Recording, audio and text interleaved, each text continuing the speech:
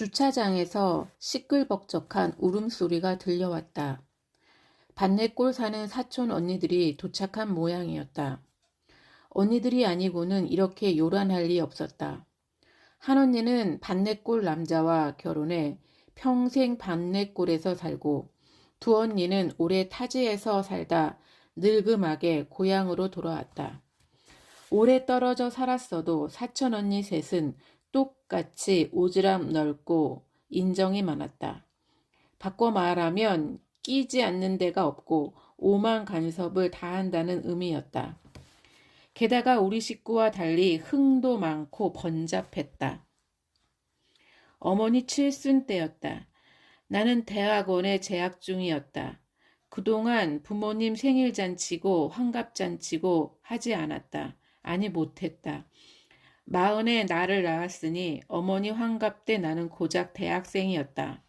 학자금 대출로 겨우겨우 대학생 신분을 유지하는 주제라 잔치 같은 건 언감생심 꿈도 꿀 수 없었다. 원 생일 때는 어찌어찌 200만 원을 마련해서 작은 식당을 빌렸다. 200만 원으로는 부모님 한복 한 벌, 식당 밥값도 간당간당했다. 제일 비싸다는 15,000원짜리 정식으로 예약하고 싶었지만 그러자면 손님을 줄여야 할 판이었다. 고민 끝에 속 깊은 친한 언니에게 전화를 했다. 언니는 구례에서 떡집을 하고 있었다. 그래서 떡집 언니라 불렀다. 언니는 어머니 동료의 딸이다. 연락책이었다는 떡집 언니 어머니는 입산을 하지 않아 구속은 면했다. 그이는 남편도 없이 자식 다섯이나 딸린 자기 형편은 아랑곳하지 않고 감옥에서 나온 어머니와 오며 가며 마주칠 때마다 주머니를 탈탈 털어주었다고 한다. 딸이 떡집을 하면서부터는 무조건 떡집으로 끌고 가 윗병 앓는 어머니가 밥 외에 유일하게 먹던 쑥떡을 양껏 먹이고 겉도 모자라 딸 몰래 한아름 싸주었다. 그이가 죽고 난 뒤 떡집 언니는 내 어머니를 당신 어머니처럼 모셨다. 떡이며 저는 물론 김치에 온갖 반찬을 수시로 날랐다. 어머니에게는 나보다 더 딸 같은 사람이었다. 말도 가만가만하게 하는 언니는 행동도 가만가만 엄전하기 짝이 없었다. 자네 거그 밥 안 묵어봤제? 10,000원짜리만 해도 찬이 겁나 나오네. 다 묵도 못해. 손님이라야 다 노인네들 텐디 무엇을 얼마나 묵는다고 그 비싼 걸 시킨단가. 학생이 뭔 돈이 있다고. 어떻게 할까 의논하는 나에게 언니는 가만가만 말했다. 그러고는 덧붙였다. 떡은 나가 할라네. 나가 떡집을 헝게. 언니는 떡만 해오지 않았다. 전라도 잔치에 빠지지 않는 홍어무침에 각종 정과 직접 만든 양갱은 물론 식당 솜씨를 못 믿는지 김치까지 담가왔다. 덕분에 훌륭한 상이 차려졌다. 어머니는 난생 처음 딸이 해준 옷을 두루마기까지 차려입고 내내 눈물을 훔쳤다. 아버지는 언제나처럼 무표정했지만 테이블마다 돌아다니며 권하는 술을 웬일로 족족 마시는 걸 보니 꽤 흡족한 듯 했다. 나름 만족스러운 잔치였다. 식사가 끝나갈 무렵 사촌 언니가 나를 불렀다. 아가, 밴드 언제 오냐? 잔치에 밴드를 부른다는 건 금시초문이었다. 밴드가 있는 자리에 가본 적도 없었다. 안 불렀는데요? 엄마, 밴드 없는 잔치는 안고 없는 찐빵인디? 엄마 아빠가 시끄러운 거 싫어하셔서 생각을 못했네. 우리 애기가 다 잘했는데 그것은 잘못했구마. 우리한테 물어라도 보제. 밴드가 없어도 술자리가 무르익자 사촌들은 젓가락을 두드리며 뽕짝을 불러 젖히기 시작했다. 예약 시간이 끝났는데도 그칠 기미가 보이지 않았다. 부랴부랴 지하에 있는 노래방을 예약했다. 부모님은 남사스럽게 무슨 노래라며 노래방에 들어가 보지도 않고 꽁무니가 보일세라 도망쳐 버렸다. 나만 꼼짝없이 붙잡혀 곤욕을 치렀다. 알고 보니 고씨 피가 한 방울이라도 섞인 사람은 큰 집, 작은 집, 큰 고모, 작은 고모 가릴 것 없이 음주 가무에 등했다. 앉아있는 사람은 오직 나뿐이었다. 개중 몇은 가수라 해도 믿을 만큼 솜씨가 좋았다. 제일 큰 방을 빌렸는데도 20명 남짓한 사람이 죄 무대로 나가 춤을 춰대니 발 디딜 틈이 없었다. 나는 벽에 바싹 붙어 있다가 술과 흥에 취한 친척들이 더 이상 나를 찾지 않을 즈음 조용히 도망쳤다. 아무도 보지 못한 게 그나마 그날의 천운이었다. 아이고 아이고, 큰집 언니가 통곡을 하며 들어오더니 접객실 바닥에 몸을 던졌다. 큰언니는 온몸으로 우는 중이었다. 아이고, 난리통에도 살아난 작은 아베가 이리 허망하게 갈 줄 누가 알았대. 우 몰려든 언니들이 사방에서 나를 끌어안고 울음을 터뜨렸다. 언니들에게 안긴 채 눈만 뒤룩거려 사방을 보았으나 작은 아버지는 보이지 않았다. 다행이라 해야 할지 서운하다 해야 할지 스스로도 마음을 헤아리기 어려웠다. 언니들의 울음은 좀처럼 멋지 않았다. 동생 앞날 막은 작은 아버지의 죽음이 이리 애틋하다는 게 나는 신기했다. 사촌들이 대놓고 아버지에게 뭐라 한 적은 내가 아는 한 없었다. 하지만 사촌들과 아버지 사이에는 묘한 장벽이 있었다.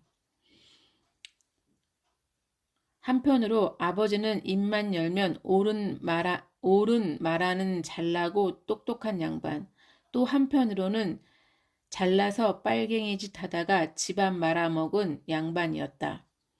그러니까 아버지는 고씨 집안의 자랑인 동시에 고씨 집안 몰락의 원흉인 것이다.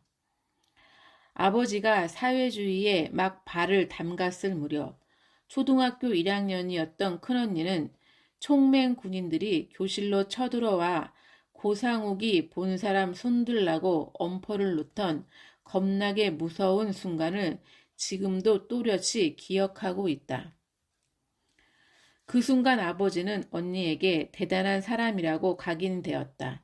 수십 명의 군인도 못 잡는 사람이니까 뭐랄까, 나 업어주던 이웃집 사람이 알고 보니 역사 속 인물 같은, 비록 패배의 역사이긴 했지만 하여튼 그런 이유 말고도 아버지는 친척들 사이에서 겉돌았다. 일 없고 긴긴 겨울밤 같이 화투치자고 부르면 가지나 말 것이지 기어이 가서는 노름으로 세월을 허비해서야 쓰겄냐. 하다못해 새 농민이라도 읽어라. 거기 미래 농업이 있다며 초를 치고 개나 돼지를 잡아 같이 먹자고 부르면 먹어 조지지 말고 애들 공부나 가르치라며 초를 치는 시기였다. 동네 잔치에 가서도 아버지는 소주 한 컵만 딱 마시고는 발길을 돌렸다. 그러니 친척은 물론 동네 사람들도 어려운 일이 생길 때마다 아버지를 찾지 수시로 어려운 일이 생길 때나 아버지를 찾지 수시로 임의롭게 우리 집에 드나들지 못했다. 그런 아버지의 죽음이 이렇게 애틋할 수가. 게다가 아버지는 올해 82, 조금 더 살았다면 좋았겠지만 죽었다고 그리 애통할 나이도 아니었다. 애통하다니, 애통한 건 아버지의 치매였다. 합리주의자였던 아버지가 치매에 걸린 뒤 변해가는 모습을 보며 어머니는 혈압에 당뇨에 고지혈증에 오만 병을 다 얻었다. 다른 사람 앞에서 실수할까봐 어머니는 아버지가 집을 나서는 것도 한사코 막았다. 그런다고 아버지의 고집을 꺾을 수는 없었지만 아버지가 치매에 걸린 사실을 어머니와 나 외에는 박 선생만 알았다. 언젠가 장날 집에 들른 큰어머니가 아버지를 보고는 혀를 찼다. 우리 작은 아베도 늙은 게 추접기가 드여이 어째였을까. 그 말조차 듣기 싫어 어머니는 밤새 속을 끓였다. 치매가 더 진행되어 나름 고결했던 지난날에 똥치를 할까봐 어머니는 기를 쓰고 아버지를 단속했다.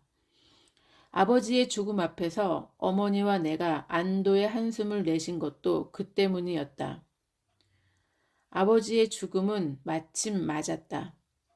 누구도 치매라는 사실을 모를 때, 아직 남 앞에서 무너진 모습을 보이지 않았을 때, 어쩌면 전봇대에 머리를 박게 한 것은 죽어가는 뇌세포 어딘가 강인하게 살아있던 아버지의 마지막 이성일지도 몰랐다. 그렇게 믿는 편이 내가 아는 아버지다웠다. 서럽게 울던 큰언니가 울음을 뚝 그치더니 물었다. 아가, 상복은 어쩔라냐? 돈이 든께 나가 뭘 할 수는 없다마는 네 혼자 있어서 쓰겄냐? 넘들 보기도 숭어고이. 동식씨가 아니었으면 큰일 날 뻔했다. 나는 이때다 싶어 난생 처음 안겨본 언니들 품을 벗어나 상복 네벌을 내왔대. 상복 네벌을 내왔다. 서울 사는 언니 둘은 오후나 되어야 도착할 터였다. 암만 그래야지 이깟 것이 몇 푼이나 한다고 쩡쩡한 사촌들이 있는디 네 혼자 상주를 해야 평생 고생만 했는디 가는 질이라도 든든해야지. 작은 아베도 좋아라 허실 것이다. 그럴 리가. 아버지는 유물론자답게 죽음 뒤를 믿지 않았다. 언젠가 어머니가 묘자리 운운한 적이 있었다. 지리산이 보이는 양지 바른 자리에 묻혔으면 좋겠다는 말에 아버지가 또 신문을 촥 덮었다. 그러고 보니 내 기억 속의 아버지는 10중 8구 신문이나 TV 뉴스, 라디오 뉴스를 읽거나 보거나 듣고 있었다. 아무튼 아버지는 예의 그 사팔뜨기 눈으로 어머니를 쏘아보았다. 암마녀도 자네는 유물론자가 아니구만. 죽음은 그걸로 끝인디 뭐디 묻히고 안 묻히고 그거이 무엇이 중하디? 워디 묻히고 안 묻히고 그것이 무엇이 중하디? 방학 중이라 곁에 있던 내가 옳다구나 끼어들었다. 아버지는 정말 무덤 필요 없어? 두머러면 잔소리제. 땅덩어리나 아니나 쥐꼬리만한 나라서 죽는 놈들 다 매장했다가는 땅에 나만 아들 안 할 것이다. 우리 죽음은 싹 꼬실러 불어라. 입꼬리가 실룩이는 게 하고 싶은 말이 있는 눈치였으나 유물론자가 아니라는 말에 눌린 어머니는 더 끼어들지 않았다. 꼬실라서 네 편한 대로 암디나 뿔에 뿌려라. 고기밥이 되든 밭에 거름이 되든 동 기왕지사 죽은 몸 멋이라도 도움이 돼야지. 유물론자다운 대답이 나는 만족스러웠다. 그럼 제사는? 제사는 무슨 제사? 행자라도 많아서 핑계김에 얼굴이나 볼라면 모를까. 네 혼잔데 지사는 무슨 지사? 아버지는 뼛속까지 유물론자였다. 부모가 80 넘도록 장지 마련은 고사하고 영정사진 찍어둘 생각조차 못한 불효자식이었으나 아버지의 유지가 그러하였으니 따르면 될 터였다. 역시 유물론은 산뜻해서 좋다. 누군가 가만히 내 어깨를 두드렸다. 떡집 언니였다. 솜씨 좋다고 소문이 나는 바람에 떡집으로 언니는 제법 돈을 벌었다. 대신 관절염과 허리 디스크를 얻었다. 몸이 힘들어 떡집을 그만둔 지 오래인데도 나는 여전히 떡집 언니라 불렀다. 어디로 오셨어요? 내가 출입문 보고 있었는데. 언니가 주방으로 연결된 뒷문을 가리켰다. 여그 주방서 일허네. 일로 잘 모셨구만. 아자씨 가시는 길에 내 손으로 상이라도 차릴 수 있자네. 언니들이 옷을 갈아입으러 들어간 상주 휴게실에서 또다시 울음판이 벌어졌다. 사촌들 폴세 왔는갑네. 오래 살면 보지 않아도 다 아는 모양이었다. 하기는 부고를 돌린 지 얼마 되지 않았으니 인근 사람들이나 이 시간에 올 테고 어머니가 저리 요란하게 울 리도 없긴 했다. 언니가 내 귀에 조용조용 속삭였다. 사촌들한테 상주 서달라고 부탁해 봤는가? 자네 혼자서도 어련히 잘 허겄제만 그래도 그 사람들 맴을 모른게 넌지시 떠버서 암에 좋아라 할 것이네. 동석 씨와 같은 말이었다. 딸 혼자 상주하는 게 예법에 맞지 않아서인지 딸이든 아들이든 혼자 서 있는 게 보기 안 좋아서인지 이해되지 않았지만 굳이 혼자 하겠다고 우길 이유도 없었다. 아버지는 무엇이든 혼자 힘으로 해낼 줄 알아야 한다고 노상 말했다. 하지만 자신의 장례식장에서 사촌들의 도움을 받는다고 뭐라 하지는 않을 터였다. 무엇보다 아버지 말대로 죽으면 끝 아닌가. 이곳의 일은 전적으로 내 선택이고 내 책임이었다. 상복 갈아입으러들 가셨어요. 잘했네. 원체 나서기 좋아하는 사람들인께 난중에 혹시라도 서운한 말 들리면 자네도 속상하자네. 언니의 의중은 내 짐작과는 사뭇 달랐다. 국졸 언니만큼도 사람의 마음을 헤아리지 못한 게 경황이 없어서만은 아니지 싶었다. 정확하고 분명하고 야무지다는 게 나에 대한 일반적인 평가였다. 그런데도 터무니없이 헛다리를 짚을 때가 많았다. 아버지도 그랬다. 이래서 내가 평생 나를 옥죄인 빨치산의 딸임을 아예 부정할 수는 없는 것이다. 상복으로 갈아입은 언니들이 우 몰려 나왔다. 언니 셋에 형부 셋, 큰오빠 내외까지 테이블 2개가 꽉 찼다. 떡집 언니가 가만히 내 옷을 당기며 평소와 달리 높임말을 썼다. 잠깐 나와 보시지라. 의논할 일이 있금하여. 사촌들이 누구냐는 듯 일제히 쳐다보았다. 언니가 자리에서 일어나며 인사를 했다. 여그 주방 담당이구마요. 잘 부탁허여에. 주방 담당이라는 말에 사촌들은 이내 관심이 식었다. 언니를 따라 주방으로 갔다. 밥이랑 국이랑 전이랑 여구 주방서 다 직접 허는디 시켜야 하는 것이 있네. 일단 떡은 맡겨야 하고 과일 하고 수육도 시켜야 하네. 여구 거정 기본이고 독토리 묵은 안 시켜도 되긴 하는디 제일 맛난게 그냥 시키소. 조는 쪼까 더 들겄지만 서울 사람들이 제일 좋아하대. 서울서도 제복 싸니 올 것 아닌가. 자네가 허락만 하면 내가 알아서 주문할란께 자네는 맘 편히 아버지 보내드리소. 물을 것도 없었다. 나는 그런 일에 젬병이고 언니는 노련한 선수였다. 떡집을 하기 전에는 남의 상갓집이나 잔치집에 다니면서 음식을 도맡아 하던 사람이었다. 언니가 맡아준다면 더할 나위 없었다. 아버지가 가는 복은 있는 모양이었다. 몇 분 지나지 않아 언니가 뒷문 쪽에서 눈으로 나를 찾았다. 아짐 아무것도 못 드셨제? 채아 실개비 깨죽 쪽가 끓였구마. 사촌들도 연세가 잡사놓게 어쩔란가 싶어서 넉넉하게 했네. 드레보소. 언니가 깨죽과 반찬 두어 가지 담긴 쟁반을 내밀었다. 엄마 보고 가세요. 난중에 한가지 때 언니는 두 번 권할 새도 없이 주방으로 다름박질 쳤다.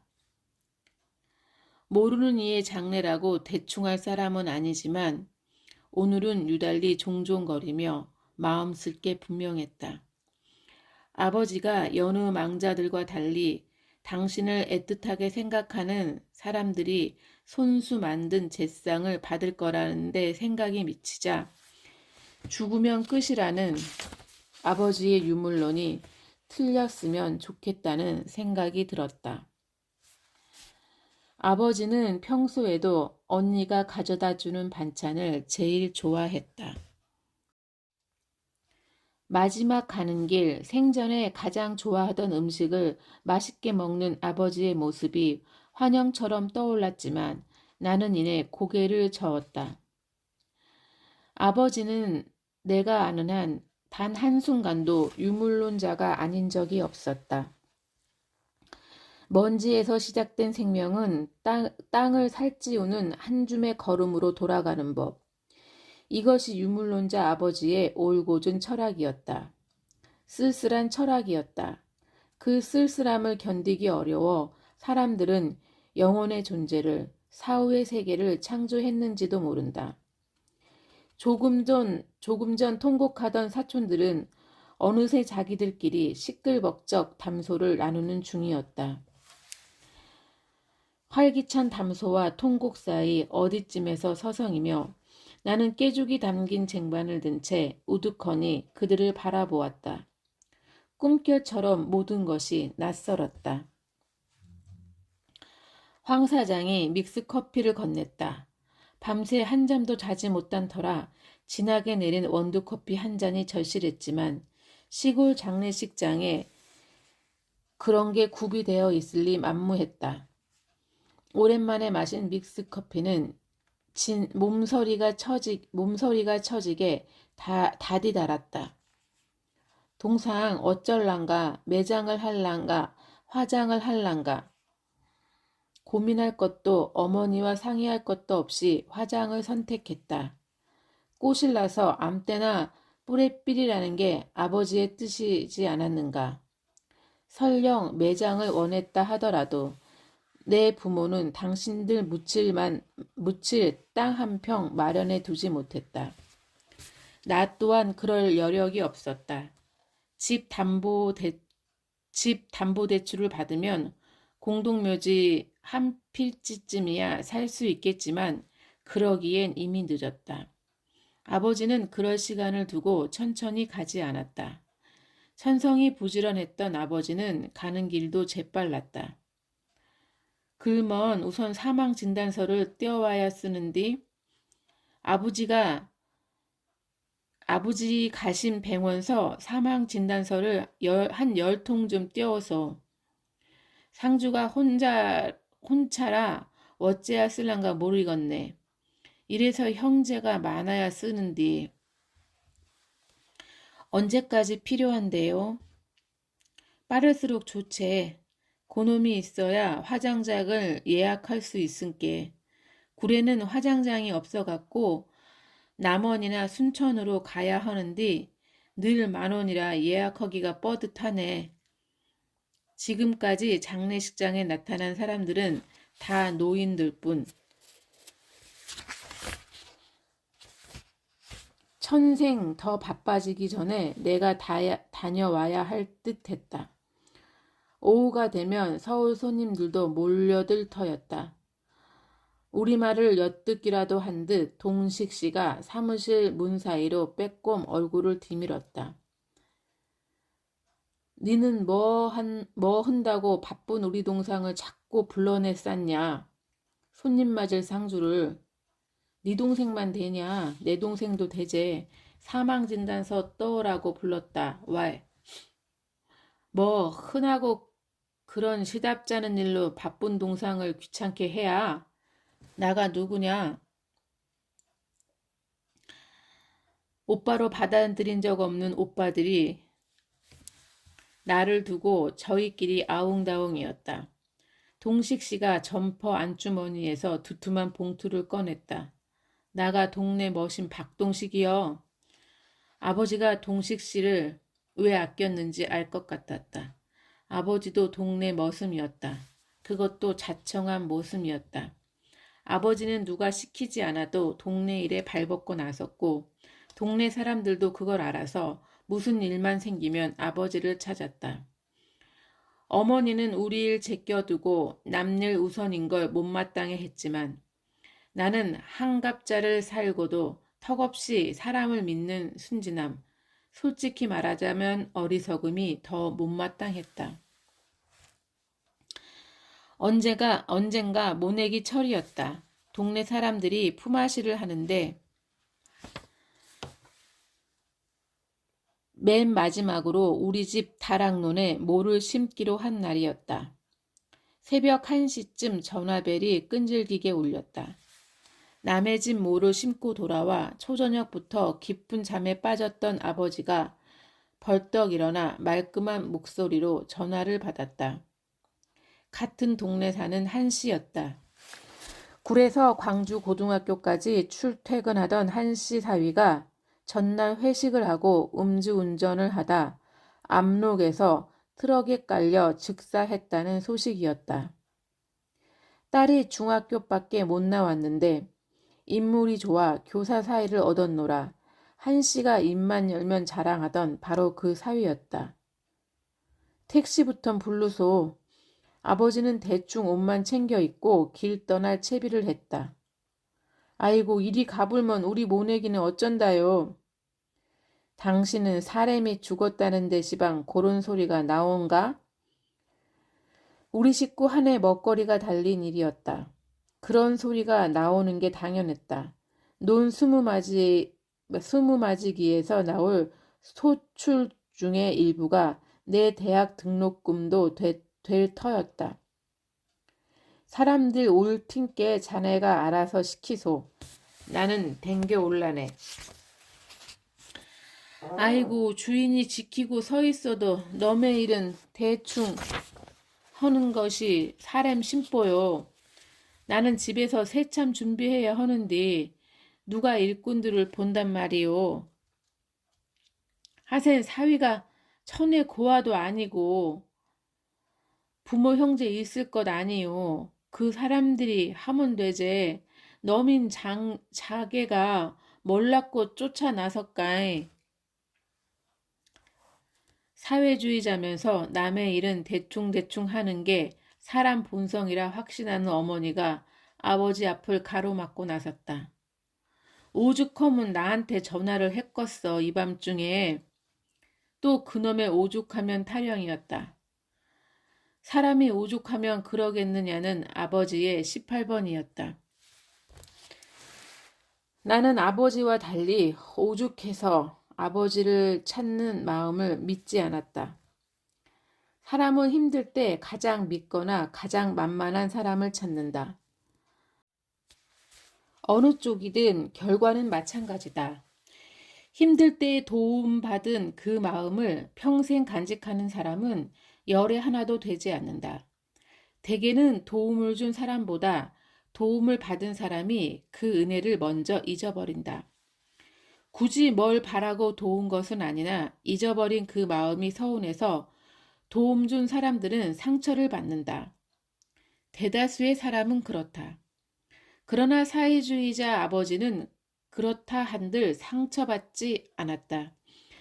그들이 그럴 수밖에 없는 것은 사회의 구조적 모순 탓이고 그래서 더더욱 혁명이 필요하다고 믿기 때문이었다. 옳다고 생각하는 일에 절대 굽히지 않는 아버지가 어머니를 밀치고 어둠 속으로 발을 디뎠다. 그날 아버지는 트럭 밑에 깔려 산산조각난 한씨 사위의 시신을 구급대원들조차 감히 손대지 못하는 처참한 시신을 목 잘린 동지나 총 맞아 내장이며 뇌수 튀어나온 동지의 시신을 거둔 바 있는 빨치산의 특기를 되살려 직접 수습하고 병원이며 장례식장을 주선하느라 동분서주하다가 밤늦게야 돌아왔다. 그때까지 어머니는 논에서 돌아오지 못했다. 어머니 예상대로 동네 사람들은 네모 반듯하지 않아 비뚤비뚤한 다락논의 내 귀퉁이에는 아예 모를 심지 않고 대충 일을 마무리했다. 어머니 혼자 별을 보며 20마지기 귀퉁이마다 모를 심었다.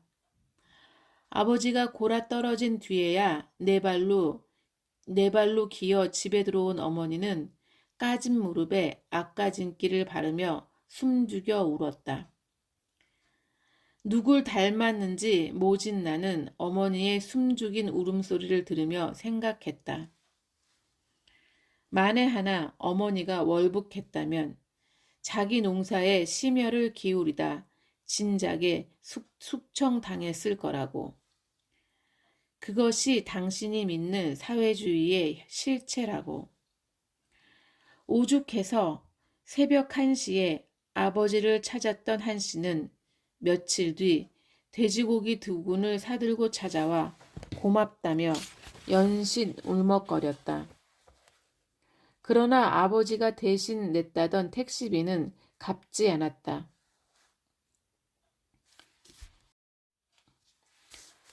아버지의 민중이 그렇지 뭐.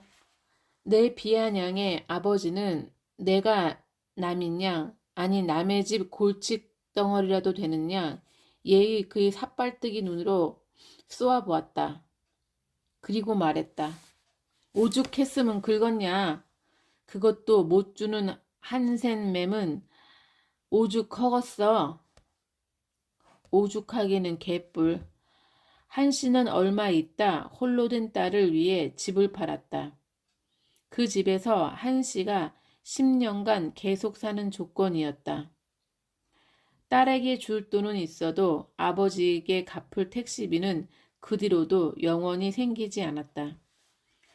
그러거나 말거나 아버지는 몇 번이나 읍내와 강주를 쫓아다니며 사망보험금 처리를 대신 해주느라 바빴다. 아버지처럼 동네 머슴이라는 그걸 자랑으로 삼는 동식 씨가 아버지의 사망 진단서 2장을 황 사장에게 건네고 나머지는 나에게 건넸다. 사망 진단서를 쓸 때가 많은 모양이었다. 빨갱이였던 아버지는 감옥살이를 마치고 나와서도 늘 특별 취급을 당했다. 이사를 가면 주소지 경찰서에 미리 신고를 해야 했고 사나흘 집을 비울 때도 무슨 일로 어디에 가서 누구를 만나는지 미주알 고주알 알려야 했다. 다 늙어 20kg짜리 밤 부대조차 들 수 없을 지경이 되어서도 아버지에게는 담당 형사가 딸려 있었다. 그때쯤에는 감시하는 사람도 감시받는 사람도 이골이 나서 형 동생하며 술잔을 나누는 사이가 되긴 했지만 어쨌든 죽어서야 아버지는 보통의 대한민국 국민다운 절차를 거칠 수 있는 모양이었다. 웜에 내 정신 보소이. 어이 동상 빨리 가보소. 반내 어르신들 총 출동하셨대. 그 말 할라거 와놓고는 어먼 3살만 떨었네. 고향 손님들은 이미 조문을 마치고 사촌들 옆 테이블에 자리를 잡는 중이었다. 반내골 사람 중에 빠진 사람이라곤 작은아버지 뿐이었다. 나는 작은아버지를 기다리고 있는 건가 문득 그런 생각이 들었다. 탓하는 사람은 누저니 뭐니 그럴싸하게 작은아버지를 무시했지만 본능적으로 나는 아버지 딸인지도 몰랐다. 이데올로기의 경류에 휩쓸렸던 형과 아우가 죽음 앞에서라도 평범한 형과 아우로 화해할 수 있기를 나는 아무래도 기대하는 모양이었다. 80 넘은 노인네들 틈에 낯선 젊은 여자가 눈에 띄었다. 젊다고 해봤자 머리가 희끗희끗한 게 50는 넘어 보였다. 어른들에게 인사를 마치고 나자 젊은 여자가 가만히 내 치맛자락을 잡았다. 다시 봐도 낯선 얼굴이었다. 몰라보겠대요. 영자요, 장영자. 나는 언니 한눈에 알아보겠구만. 언니는 늑도 안 했네. 영자라면 나보다 2살 아래인 장씨집 맞이였다. 마지막으로 본 게 언제였는지 기억조차 가물가물했다. 영자는 중학교만 마치고 부산 신발 공장에 취직했다. 명절 때 동생들 선물 보따리를 바리바리 싸들고 택시에서 내리던 모습이 어렴풋이 떠올랐다. 어느 명절인가 영자의 하이힐이 진흙창에 쑥 빠져 양손 가득 선물을 든 채 오도 가도 못하고 쩔쩔매던 모습이 마지막인 것도 같았다.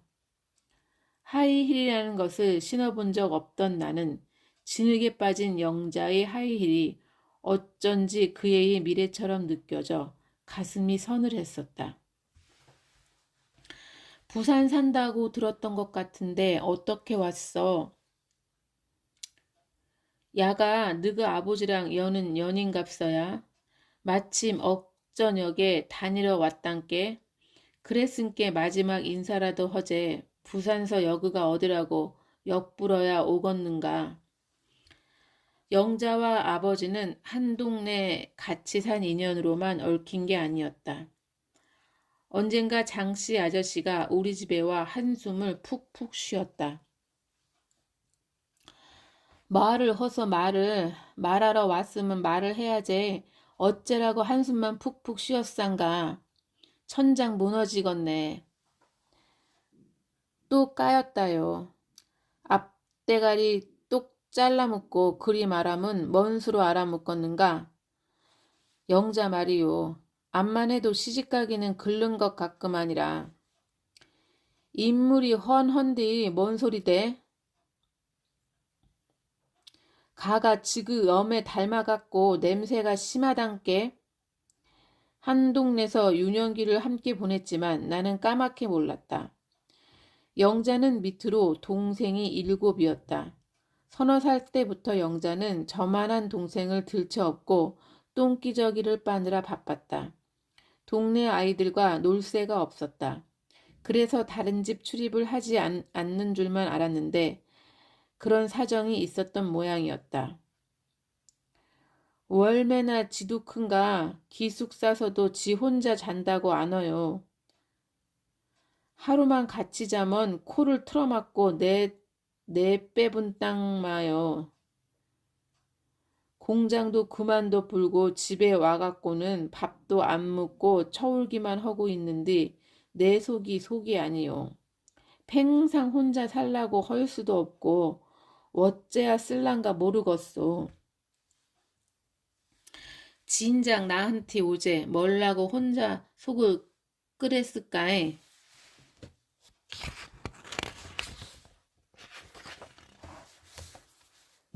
뭔 수가 있겠소? 장씨가 아버지 곁으로 바투 앉으며 물었다. 근께 신문 좀 보고 살으라고 나가 내 동 말했자네. 요즘 같은 시상에 누가 암내로 시집을 가네 못 가네 흔단가. 수술만 흐먼 싹 고칠 수 있는디. 장씨 눈이 휘둥그레졌다. 암내를 수술로 고친다는 건 나도 금시초문이었다.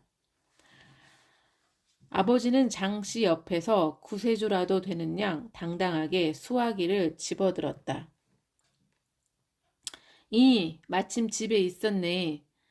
내일 나가 동생 처자 하나 데리고 갈라네. 암내 땜시 수술을 할라는디 자네가 힘 쪼까 써야겠어. 동네 사람 병원 갈 일만 생기면 아버지가 득달같이 연락하는 전대병원 내과 의사였다. 어떻게 아는 사이인지 모르지만 그 의사는 아버지 같은 사람을 친구로 둔 죄로 내과 치료는 물론이요, 외과며 피부과, 산부인과에 이르기까지 어지간한 구레사람 뒤치다거리를 다 해야 했다. 그러고도 연을 끊지 않는 걸 보면 아마 그 의사도 젊은 한때 붉은 물에 살짝 발을 담갔다 뺀 게 아닌가 싶었다. 아버지는 다음 날도 하도 울어서 눈이 퉁퉁 부은 영자를 데리고 광주로 갔다. 수술을 마치고 돌아온 뒤 장 씨가 늦은 밤 막걸리를 들고 또 찾아왔다. 나가 참말 속이 썩어 문드러지겄소. 수술 잘 끝났는데 왜 또? 냄새는 안 나요. 근데 뭐 땜시? 시집도 안 간 처녀 겨드랑이를 한자가차이 쭉 쬐놨으니 가 심정이 어쩌겠소. 왼종일 처울고 있구만이라. 몸에 칼을 댔는디 글면 숭이 안 남겠는가? 물에 빠진 사람 구해놨더니 보따리 내놓으라는 짝이었다. 오죽하면 그러겠느냐는 주의자 아버지도 이번에는 어처구니가 없는지 말없이 담배만 연달아 피워댔다. 그래도 암내보다는 수술 자국이 나았는지 얼마 지나지 않아 영자는 괜찮은 짝을 만나 결혼에 성공했다. 영자 소식을 들은 게 그게 끝이지 싶었다. 흰머리는 많아도 사는 게 고달프지는 않은지 어렸을 때도 예뻤던 얼굴에 자르르 기름기가 돌았다. 아들 둘, 딸 둘 놓고 잘 산다. 그거이 다 너그 아버지 덕이다야. 그때게 너그 아버지 말 듣고 수술하기를 참말로 잘았제. 안 그랬으면 시집도 못 갈 뻔 봤어야. 시집도 안 간 처녀 겨드랑이를 한자 가까이 쭉 쬐놨다고 원망하던 장씨가 원망은 까맣게 잊고 덕담을 늘어놓았다.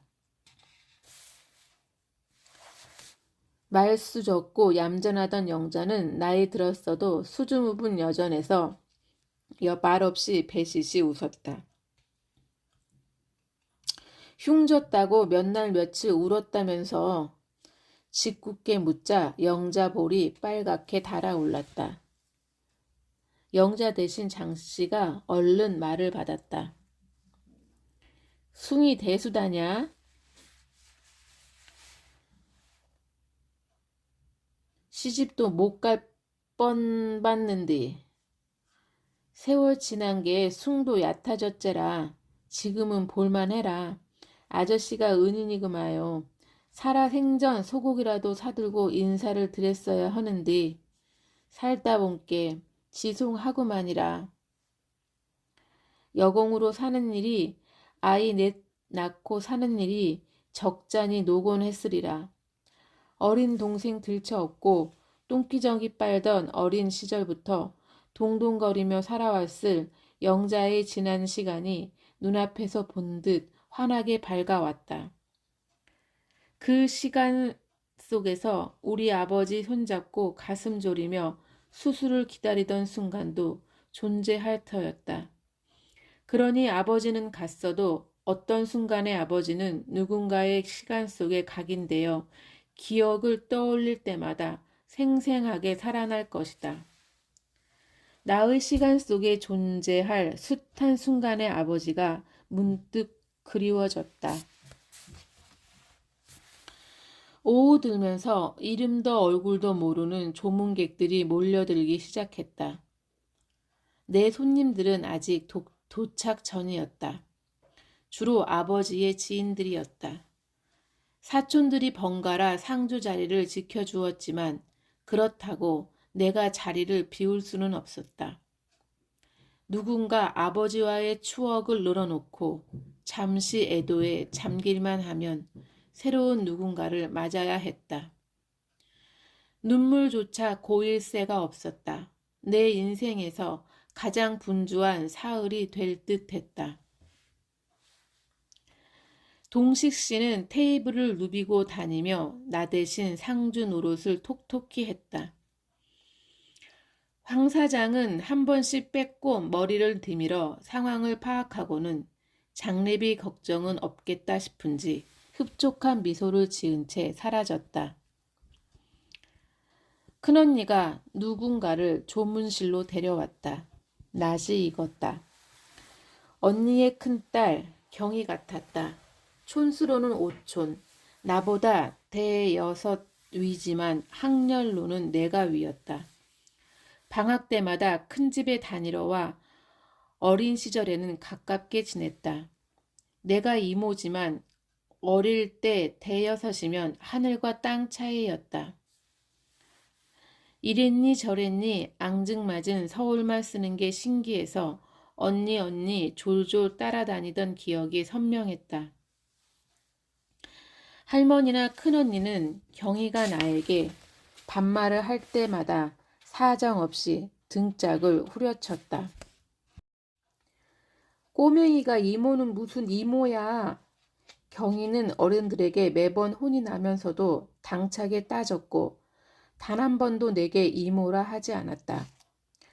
나도 어른 같은 경희에게 이모 소리를 듣고 싶지 않았다. 다만 나보다 훌쩍 어린이면서 어른들이 있을 때는 이름을 부르지나 말지 매를 보는 경희가 조금 답답했을 뿐이다. 언니 오랜만이네요.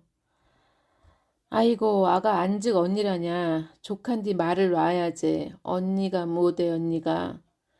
그래요 이모 말 놔요. 죽어도 이모라고 부르지 않겠다던 경희가 긴 세월 지나 스스럼 없이 이모라 불렀다. 누가 딸 아니랄까봐 경희는 생긴 것도 하는 짓도 언니 판박이었다. 요즘 세상에 애를 5이나 낳았네. 싹싹하게 이를 데 없네. 아버지가 칭찬하던 게 생각났다. 경희는 굳이 사촌들 틈을 비집고 궁색하게 끼어 앉았다. 큰집 사촌들은 남달리 의가 좋았다. 사촌들은 전국 각지에 흩어져 살 때도 개를 하면서 1년에 4번은 만나 잔치를 치르듯 거하게 놀았다. 니는 손주 본담서 어떻게 왔냐? 작은 언니가 묻자 경희는 도토리묵에 젓가락을 가져가며 대답했다. 비싸긴 해도 도토리묵이 제일 맛있다더니 떡집 언니 말이 맞긴 맞나 보았다. 다른 사람은 몰라도 할아버지 가시는 건 봐야지 이모.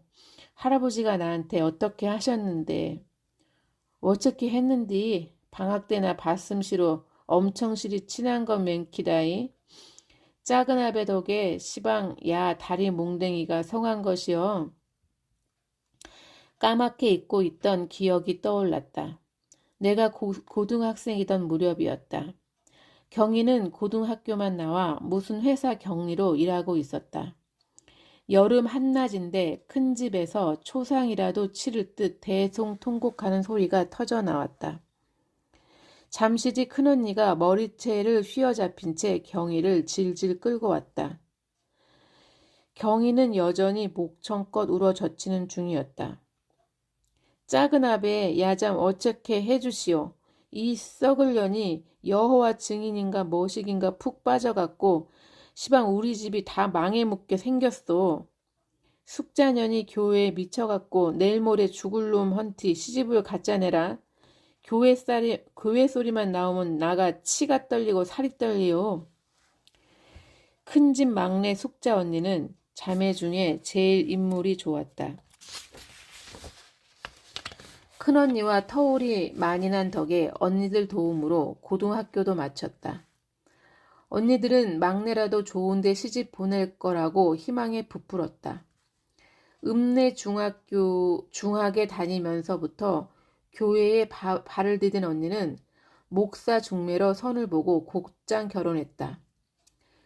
부모 둘 다 집사인 신실한 기독교 집안이었다. 목사가 알고 소개한 것인지 모르고 소개한 것인지 모르고 소개한 것인지 남편은 말기암 환자였다. 반년도 못 살고 세상을 떠난 남편이 남긴 거라곤 유복자인 딸 하나뿐이었다. 아들을 낳아 대라도 이을까 했던 시집에서는 딸이 태어나자 언니를 핏덩이와 함께 내쫓았다. 하나님을 믿는 자들이 어떻게 그렇게 인면수심일 수 있냐고 노발대발한 아버지가 언니를 앞세워 광주까지 쫓아갔었다. 결과는 아버지의 참패였다. 말로도 어떻게 해보지 못하고 구정물만 한 바가지 뒤집어 쓴 채 돌아온 아버지가 상종 못할 것들이라고 쯧쯧 혀를 차면서 덧붙였던 말을 나는 지금도 기억하고 있다. 어찌나 청산유순가 쌔바닥에 신이 내렸는 중 알았단께. 말문 터질라면 예수 믿어야 쓰겄네. 동네서 말 잘하기로 소문난 아버지지만 사실은 말싸움에도 몸싸움에도 젬병이었다. 누가 먼저 쌍욕이라도 날리면 이미 아버지의 참패였다. 욕설에 대비하는 방식을 아버지는 알지 못했다. 어이 진정허소 진정부터 해야 가타부타 말을 할 것 아닌가? 진정한 사람은 싸우지 않는다. 가타부타 말할 수 있는 사람도 싸우지 않는다. 똑똑한 아버지가 그건 몰랐다. 그래서 아버지는 분이 머리 끝까지 차 싸움에 임하는 사람들을 절대 이기지 못한다. 그런 아버지가 총을 들고 백운산과 지리산을 누빈 역전의 용사라는 게 나는 좀처럼 믿기지 않았다. 총을 메고 산이나 뛰어다녔겠거니 발은 빠르니까 그 시절에 나는 그렇게 확신했다. 사돈에게 된통 당하고 돌아온 아버지는 네 신세 말아먹은 그놈의 교회 네가 사렘 종잠은 또 가든 안 컸지야. 철없이 철석같이 믿었다. 내 눈에는 숙자 언니나 아버지나 똑같은 종류의 사람이었다. 산에서 죽을 고생을 하고 또 재조직을 하다 체포되었을 때 집안 사람들은 아버지가 숙자 언니를 보듯 보았을 것이다. 아버지가 긴 감옥살이까지 하고도 신념을 버리지 않았듯 숙자 언니도 하나님에 대한 신념을 버리지 않았다. 자신에게 닥친 시련을 하나님의 시험으로 받아들여 더 깊숙이 종교에 빠져들었다. 그 이후 우리 집안 사람은 교회라면 채머리를 흔들었다. 그런데 여호와의 증인이라니. 경희 언니 이제 큰일 났다. 속으로 생각하면서 나는 조용히 자리에서 일어났다. 한바탕 소동이 벌어질 터 나는 싸움 구경이라면 질색이었다. 막 방문을 열려는 찰나 아버지가 착 가라앉은 목소리로 말했다. 냅둬라. 의외의 말에 경희가 먼저 울음을 뚝 그쳤다. 큰언니는 미처 상황을 파악하지 못하고 되물었다. 뭐라고라. 지 하고 잡은 대로 하게 냅두라고. 작은 아베 숙자년 꼴을 보고도 시방 그런 말이 나와요. 여호와의 증인인가 뭐시기는 교회보다 더한디라는디. 나도 묻고 싶었다. 종교는 인민의 아편이라며 그러다 이내 이유를 깨달았다. 여호와의 증인이라면 아버지가 감옥에서 여럿 경험한 바 있었다. 그들이 이기적인 사회주의자의 동료보다 낫다고 입이 마르게 칭찬하지 않았던가. 전쟁 반대 허재 11조 업제 나쁠 것이 하나도 없다. 전쟁 반대한다고 군대도 안 가고 감옥살이를 자청해서 하는 놈들이어야 참말로 대단허들안께. 거기에는 묵사도 없더라고. 근께 돈 뺏기고 신세 망치는 일은 없을 것이다. 돈 뺏기고 신세 망치는 일 없다는 말에 큰언니 기세가 한풀 꺾였다. 참말이요 라고도 묻지 않았다. 집안 사람 모두 아버지가 금이라 하면 금인 줄 알고 돈이라 하면 돈인 줄 알았다. 빨갱이가 되라는 말만 아니면 팥으로 매주를 쓴데도 믿을 터였다. 집안 사람들은 틈만 나면 탄식했다.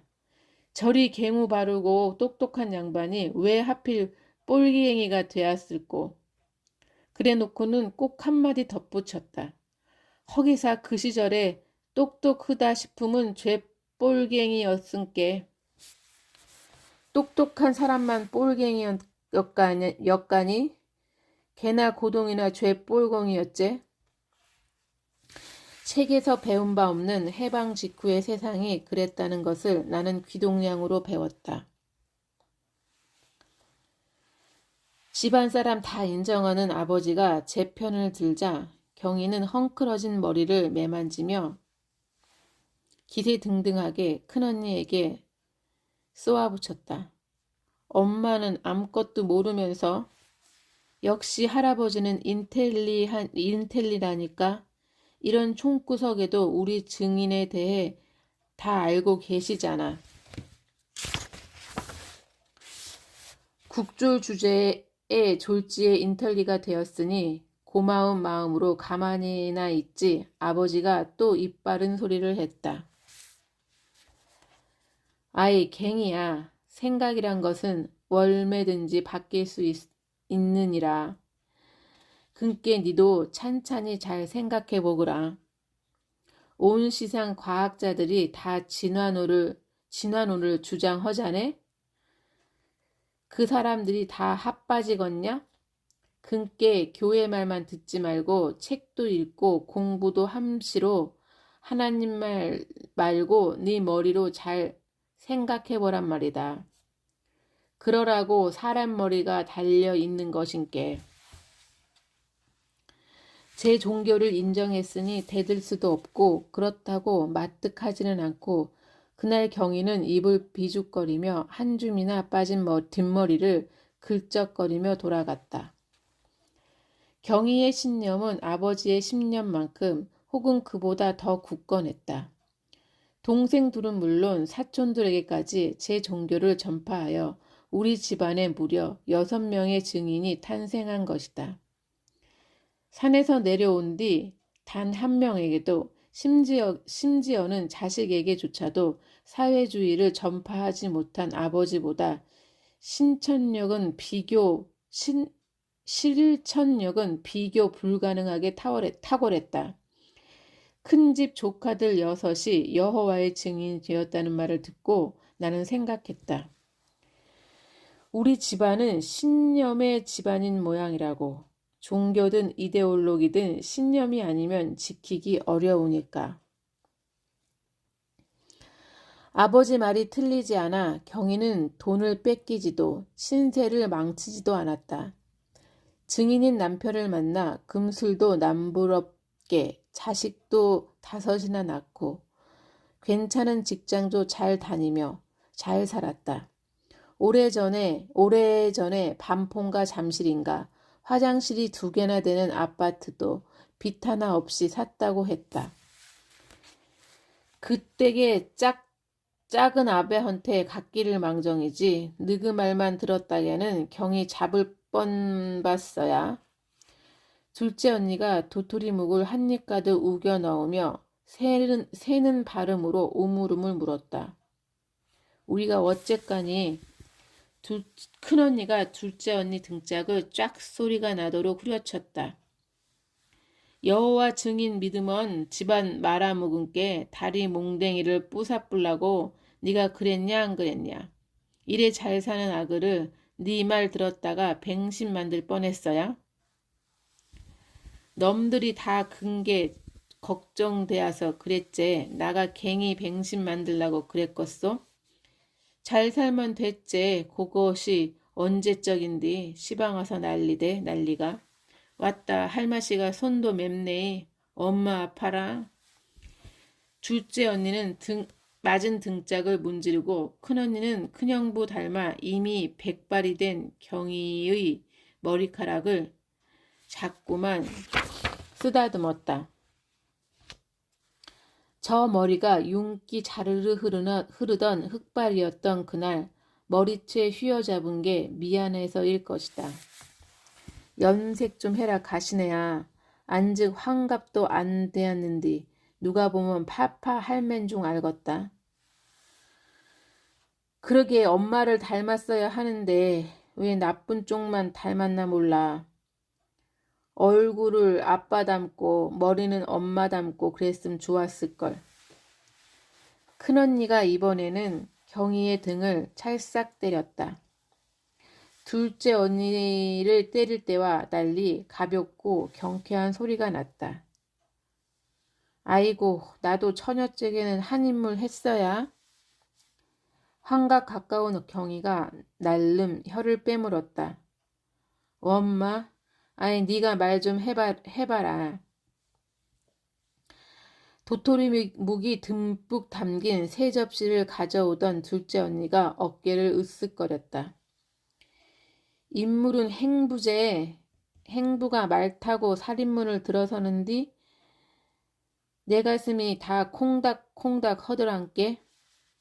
갱이 니는 네 엄니 빼박았어야. 행부 탁했음은 미스 코리아도 따는 당상이었을 것인데. 원마 요것들 요이. 까르르 웃음이 터져 나왔다. 상끄트머리에서 인물은 언니보다 한 수 일하는 큰형부가 사람 좋은 얼굴로 허허 웃고 있었다. 낯선 풍경이었다. 우리 집에서는 한 번도 본 적이 없는 우리 집의 대화는 대략 세 가지 정도로 요약할 수 있다. 1. 기묘한 이야기. 이를테면 어느 대학 무슨 과를 지원할 것이냐와 같은 아버지가 물었고 나는 영문과에 가겠다고 말했다. 아버지는 신방과나 법대에 가서 기자를 하라고 했다. 나는 대꾸하지 않았다. 그걸로 끝. 기묘한 이야기에는 이런 것도 포함된다. 밥 먹을래? 국수 먹을래? 아버지는 밥, 나는 국수. 그러면 국수 무시밥 먹을래? 그냥 밥 먹을래? 아버지는 무시밥, 나는 그냥 밥. 그러면 그냥 밥. 우리 집에서는 이런 기묘한 대화의 절반에 가까웠다. 밤 따러 가자, 밤 고르자. 큰 놈을 왜 작은 놈한테 넣어놨냐. 대충대충 하지 말고 제대로 좀 골라라. 수매하러 간다. 제일 좋은 놈은 아리 지도교수한테 보내게 따로 빼놔라. 뭐 이런 식의. 2. 정세 이야기. 내 부모는 눈만 뜨면 뉴스를 보았다. 그리고 주로 어머니가 물었다. 이번에는 누가 되겠소? 아버지는 누구누구 답했고 대체로 적중했다. 박정희가 죽고 국무총리가 대통령 대행을 한다고 속보가 뜬 새벽 어머니가 물었다. 참말로 존 시상이 올란가? 새벽부터 라디오를 끼고 있던 아버지는 시니컬하게 답했다. 존 세상이 그리 쉽게 오겄는가? 군부에서 가만히 있겠어? 그때도 아버지 예언이 맞아 떨어졌다. 우리 집에서는 늘 이런 말이 오고 갔다. 대학생이 된 나에게도 아버지는 늘 물었다. 너그 학교는 어쩌냐? 민주학생회는 생겼냐? 대학생들은 광주 항쟁을 어떻게 생각하냐?